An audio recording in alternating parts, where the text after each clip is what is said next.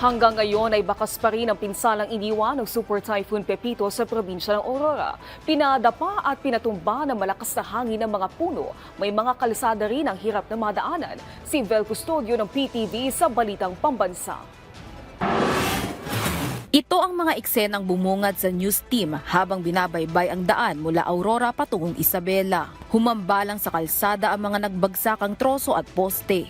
Kinalbo na rin ang lakas ng hangin ng dahon ng mga puno. Naharangan na ng gumuhong lupa ang ilang kalsada sa Dipakulaw, Aurora. Sa Dipakulaw, ikalawang naglandfall ang Super Typhoon Pepito noong linggo.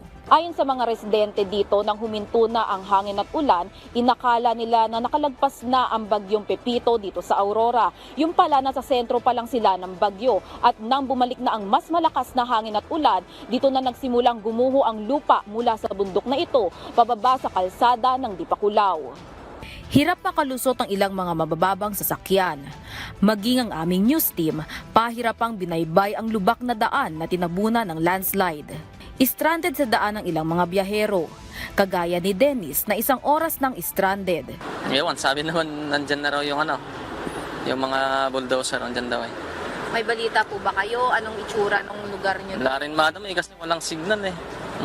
Kaya walang contact. Tricycle na lang ang minamaneho ni Samuel, kaya susubukan rin daw niya na makatawid sa kalsada. Kung makakadaan po kami, diretso po kami dinadya.